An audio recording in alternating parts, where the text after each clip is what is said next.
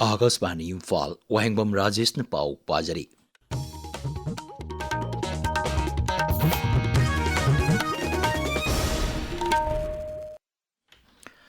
अवांग नोंपोक लमदमदा insurgency की थबक थरोम हंथरकपना आइन अमसुंग शांति रक्षा मियेंग थंबगी महुता नागरिक सिंगी हक ngak सेंदुना थंबदा मियेंग चंगनब गृह मंत्री अमित शाहना अवांग नोंपोकी राज्य सिंगी मुख्यमंत्री सिंगदा पाउताक पीख्रे महांगना राज्य सिंगदा AI सेमगतनबा अनोब मिरोलगिदमक मैचिंग लर्निंग अमसुंग ब्लॉकचेन इंफ्रास्ट्रक्चर सेंगतनबसु पाउताक पीखी गृह मंत्री नाई अवांग नोंपोक लमदमदा अगर मपान लेबाकसिंगदा पोत थादोकपा अमसुंग हक्सेलगी टूरिज्म हेना फगरनबा होनगदबनी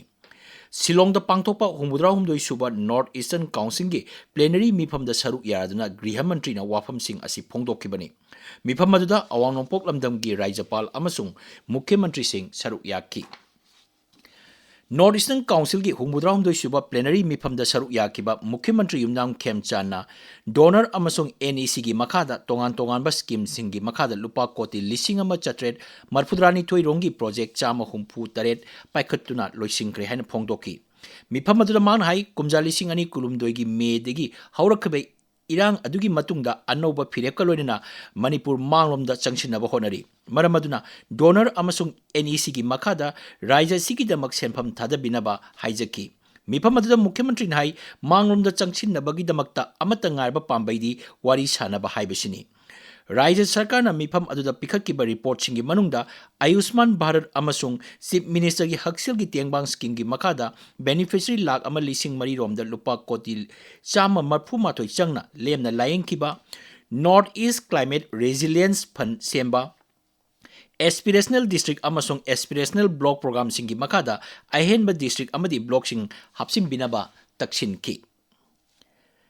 BJP मणिपुर प्रदेश की प्रेसिडेंट अधिकारी मयूम सरदार देवीना मणिपुर की अमखक्ता ngairaba राज्य सभा सीट की BJP की मिरेप ओइरगनी BJP सेंट्रल कमिटी ना ngasi थोकिबा चेरोल अमदा था असिगी तारा निपान द बोट थादनगदरिबा मणिपुर की अमता ngairaba राज्य सभा seat असिगिदमक Shrimati A Sardar Devi मिरेप ओइरगनी हाइना लाउथोखिबनी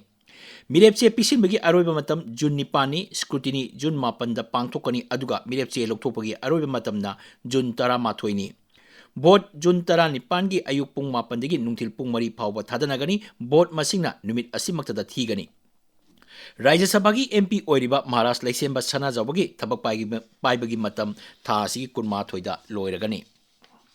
security force ने इम्फाल वेस्ट जिला की लमसांग पुलिस स्टेशन की मनुंग चनबा कामेंग ममांग लाइकाइदगी यामलब खुजु खुलाई सिंह फागतले पुलिस की पाउन हाई फारबा पोलम सिंह अदुगी मनुंगदा मैगजिंग लोइनना AK राइफल अमा मैगजिंग लोइनना इंसास राइफल अमा बॉल एक्शन सिंगल बैरल नोंमै तरुक मैगजिंग लोइनना पिस्तौल मापन इंसास LMG मैगजिन अमा अमदी नोंमै मरु कया मरुम याउरी अकंगनबा पाउगी मतुगिना थियुंबगी थबक चथबदा मणिपुर पुलिसना मणिपुर रिवोल्यूशनरी आर्मी MRA की नुपी काडर अनि फारे हरी district officer horticulture and soil conservation थौबालना सिंदुना थांगजिंग वैज्ञानिक ओइबा मोंगदा थादुना लौमीसिगी पुंसी महिम फगरन हाइबसिगी मतंगदा नोमगी ओइबा ट्रेनिंग प्रोग्राम अमा जिला असिगी तेंथा खोंगबाद लेबा मल्टीपर्पज हॉल पांगथोक्रे थौरम अदुगी टेक्निकल सेशन दा अकंगाई क्याना वांगांकी राज्य की सोशल वेलफेयर विभाग सिंधुना मैट्रिक परीक्षा माई पाकलबा आइडियल ब्लाइंड स्कूल ताकेल की महिरोसिंग ओपगी थोरम मंगसी पांगथोक्रे थोरम सरुक याकिबा सोशल वेलफेयर की डायरेक्टर शेख अब्दुल हकीम नाई आइडियल ब्लाइंड स्कूल ताकेल असि हेना मपांगल कंखरंदुना क्लास 11 अमसुंग 12 हप्सिननब होनगनी थौरांग असिना महिरोसिंगबु मखा ताना लाइक तंबगी खुदोंचाबा पीदुना लाइक तंब तोपगी चांग हंथहलगनी मणिपुर यूनिवर्सिटी लिंककीबगी 93 सुब कुमोन थोरम हयेंग यूनिवर्सिटी असिगी कोर्ट हॉल द पांगथोकलगनी हरी मालेंगी अकोइबगी खलंगाक सेनोन थंबा नुमित हयेंग मणिपुर दसु पांगथोकनी कुमसी चैगी हिरमना inspired by nature for climate for our future हाइबसिनी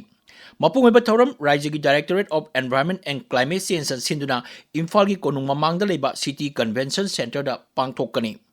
थौरम की सरुक अमोइना टुगेदर फॉर क्लाइमेट एक्शन हाइबा हिरमदा साइक्लोथोन पांगथोकनी थौरम असदा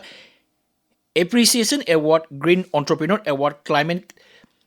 communicator award lifetime achievement environment award अमदी तोंगान तोंगान चांगदमनबसिंगदा मकोक मथंग ताग्रबसिंगदा मना कुसिनगनी नुमित असिना लाकपदा मुख्यमंत्री युमनाम खेमचंद सिंह अमदी केंद्र की हानगी मंत्री डॉक्टर राजकुमार रंजन सिंह याइफा पाउजेल पिरकली ꯄꯥꯎ ꯂꯣꯏꯖꯔꯦ꯫